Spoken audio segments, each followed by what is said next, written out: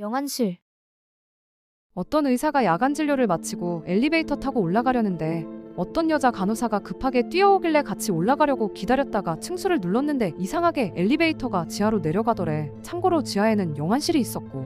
내려갔다가 사람 있으면 같이 타고 다시 올라가죠. 이런 얘기를 나누면서 내려갔는데 엘리베이터 문이 지하에서 열린 순간에 환자복 입은 사람이 지나가서 환자분, 여기 함부로 들어오시면 안. 순간 말을 못 잇고 얼어 있었대. 그게 죽은 사람들 손목에 검은색 띠를 둘러놓는데 지나간 환자 손목에 검은색 띠가 있었던 거야. 얼른 버튼 눌러서 위로 올라가면서 같이 있던 간호사한테 혹시 보셨어요? 하며 놀란 채로 물어봤더니 그 간호사가 이거요? 하면서 본인 팔 걷더니 검은색 띠를 보여주며 웃더래. 의사는 그걸 마지막으로 기억이 없대. 아기 인형. 예전에 5살쯤 유치원에서 재롱잔치 끝나고 산타 아저씨한테 아기 인형을 선물 받았어. 난 인형을 좋아해서 꼭 껴안고 가족끼리 외식하러 가다가 큰 사거리에 서 있었는데 난 무슨 생각이었는지 다른 쪽 신호등을 기다리고 있었어. 그 인형이 손바닥을 누르면 4가지 정도 말을 하는데 갑자기 인형이 엄마, 파란불이에요 라는 말을 해서 앞을 봤더니 빨간불이어서 뭐지? 하고 두리번거리는데 가족들이 켜진 옆쪽 신호등을 건너고 있는 거야. 가족들은 내가 없다는 걸 모르고 있었고 난 얼른 뛰어갔지. 그 이후로 신기해서 인형 손을 계속 눌러봐도 엄마나 파란불 비슷하게 들릴 만한 말이 없었어. 분명히 그 인형 목소리로 말했었고 그 말투도 목소리도 똑똑히 기억나는데 언니한테 얘기해도 안 믿어. 그때 인형이 안 알려줬으면 길을 잃고 미아가 됐을 수도 있었을 텐데 고맙기도 하고 무섭기도 하고 참 신기하지? 유리문. 어떤 여자가 자기 초등학교 저학년 때 있었던 일이래. 동생이랑 집에 있었는데 주택에 살았었대. 현관문이 유리로 되어 있는데 투명한 게 아니고 모자이크처럼 흩어져 보이는 불투명한 유리 현관문이었는데 어떤 남자가 대문 열고 들어와서 현관문 앞에 서 있는 듯한 실루엣이 딱 보이더래. 그래서 아저씨 누구세요? 했더니 일이 있어서 왔으니까 문 좀 열어달라고 하더래. 근데 집에 동생이랑 같이 있다고 했잖아. 동생이 가서 문을 열어주려고 하는 거야. 그래서 안 된다고 열어주지 말라고 했는데 동생이 가서 잠금쇠를 돌린 거야. 근데 알고 보니 원래 문이 안 잠겨 있어서 동생이 잠근 거였어. 잠금쇠 돌리는 소리에 그 남자는 문 열린 줄 알고 잠긴 문 손잡이 잡고 덜컹덜컹 계속 문을 열려고 했대. 2만 원. 못 본 지 오래된 친구가 있는데 저번에 갑자기 연락이 와서 2만 원 정도 빌려줄 수 있냐고 해서 그 친구가 자취하고 있어서 일부러 이유 묻지 않고 계좌로 보내줬어. 그리고 한 달 후에 그 친구랑 만났는데 그때 사실 내가 준 2만 원 들고 속초 가서 자살하려고 했다는 거야. 모텔에서 유서까지 써놓고 바닷가에 앉아서 하루 종일 있었다고. 그 유서에는 땡땡이가 다행히 돈 빌려줘서 자기가 죽으러 여기까지 올 수 있었다고 고맙다고 썼었다더라. 걔가 자살하러 거기까지 갔던 것도 충격이었지만 나한테 자살 자금 빌리고 그걸 유서에 썼다는 것도 너무 소름 돋아. 걔가 그때 죽었으면 나는 얼마나 큰 죄책감에 살게 됐을까. 귀신의 예언. 내 경험담은 아니고 어떤 사람이 신내림 받는 거 피하다가 결국 받게 되고 무당집 차렸는데 어느 날 손님이 와서 전 봐달라길래 보고 있는데 귀신이 앞에서 계속 말 걸어서 귀신이 얘기한 대로 똑같이 말했대. 크게 아플 거고 남편이 바람나서 딴 여자랑 놀아날 거다. 이렇게 얘기했대. 그 손님 가고 나서 무당이 너무 궁금해서 귀신한테 어떻게 그렇게 잘 아냐고 물어봤더니 내가 그렇게 만들 거니까. 이렇게 대답했다고. 내 기준으로 소름 돋는 이야기 중에 제일 소름이야. 엄마. 우리 언니가 몸이 좀 약해서 어릴 때 유독가 위에 많이 눌렸는데 어느 날은 꿈 꿨는데 너무 무서운 꿈을 꿨대. 그래서 엄마 방으로 갔는데 엄마가 토닥토닥 해주니까 또 마음이 놓여서 엄마 등지고 다시 자려고 눈을 감았는데 엄마는 계속 우리 땡땡이 많이 무서웠어? 하면서 언니 등 쓸어주다가 갑자기 엄마가 손톱 세워서 언니 등을 손톱으로 긁으면서 우리 땡땡이 많이 무서웠어? 우리 땡땡이 무서웠어? 우리 땡땡이 많이 무서웠어? 계속 이 말만 반복했대. 할머니. 고1 초여름에 꿈 꿨는데 어떤 할머니가 나오셔서 차비가 없다며 나한테 300원만 빌려달라고 하셨어. 내가 돈 없다고 말씀드렸더니 할머니가 인자한 웃음을 지으시며 오른쪽 주머니에 돈 있다고 하셔서 주머니에 손 넣어보니 딱 300원이 있었어. 할머니께 드렸더니 고맙다고 학생이랑 친한 친구가 누구냐고 물으시길래 나도 모르게 나랑 진짜 친한 친구가 아니고 별로 안 친한 친구 이름을 대버렸어. 그랬더니 할머니가 곧 죽을 사람 이름은 왜 말해? 하며 버럭 화내시곤 가버리셨어. 그리고 여름방학 때 내가 이름 부른 친구는 교통사고로 세상을 떠났어. 계곡. 예전 여름에 여자 5명 남자 3명 이렇게 친구 8명이서 계곡에 놀러 갔는데 거기에 친구의 친구가 한 명 껴 있었는데 여자애거든? 그 여자애가 그날 계곡에서 놀다가 물에 빠져서 죽었단 말이야.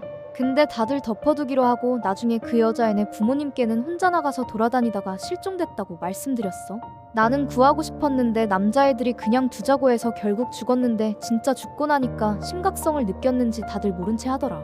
진짜 이거 퍼뜨리고 싶은데 말할 곳이 여기밖에 없고 나는 그 애 생각하면 죄책감이랑 미안함에 자살하고 싶고 꿈에도 나오고 너무 힘들어. 전화. 학교 다닐 때 우리 반에 청각장애인 애가 있었거든. 후천적으로 장애가 생긴 거라서 약간 어눌해도 말은 할 수 있었어. 근데 언제는 내가 혼자 화장실 가서 볼일 보고 있는데 옆칸에서 누가 전화하는 거 같았어. 그냥 들렸는데 기억나는 대로 써보자면 야 씨바 어그로 끌기 힘들다. 그래도 애들한테 뭔가 혜택 받는 것도 많아서 좀 계속 우려먹어야지. 이러는 거야. 근데 목소리가 그 청각장애 있던 애 목소리였어. 소름 돋아서 소리 안 나게 문 살짝 열고 바로 화장실에서 나와서 교실에 먼저 가 있으니까 걔가 나중에 들어오더라. 그리고 헤헤 웃으면서 말 어눌하게 쌤, 포함 깜빡하고 안 냈어요. 이러는데 진짜 소름 돋았어. 그 이후에 학년 올라갈 때 걔는 전학 갔고 걔 뭘까 진짜. 유체 이탈.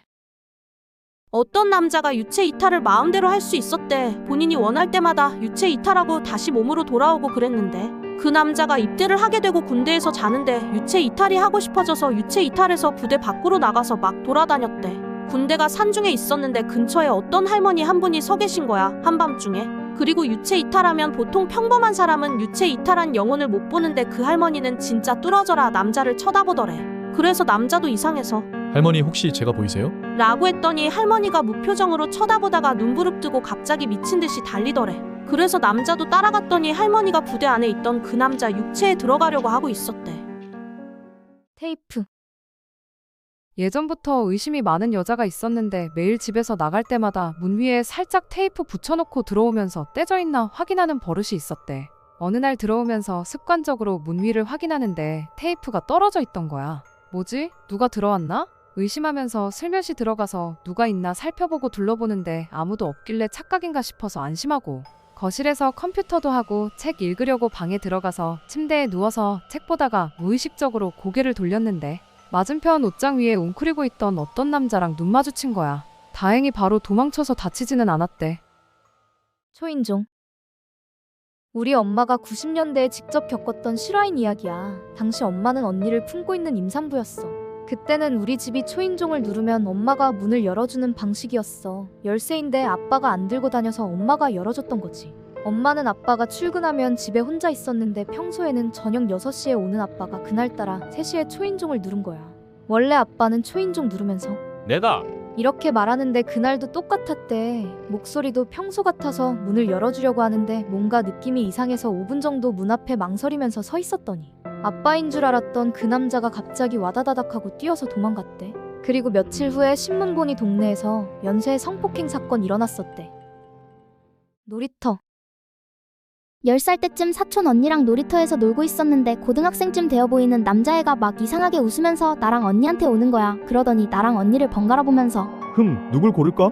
하더니 언니를 번쩍 안아들고 놀이터를 막 뛰어다녔어. 언니 놀라서 엄청 울면서 발버둥 치고 나도 막 울었거든. 그러다가 내가 놀이터 반대편에 지나가는 아저씨 붙잡고 살려달라고 울어서 그 아저씨가 남자애 막 때리고 기절시켜서 경찰 왔었어. 알고 보니까 그 남자애는 우리 동네 사는 정신에 문제 있는 장애인이었고 그 일 있고 나서 그 가족들은 다른 데로 이사갔어. 그때 아저씨가 너무 많이 때려서 이 다 빠지고 머리뼈 함몰됐다고 그랬었나? 그때 아저씨는 우리한테 괜찮냐고 빨리 집으로 들어가라고 그러셨어.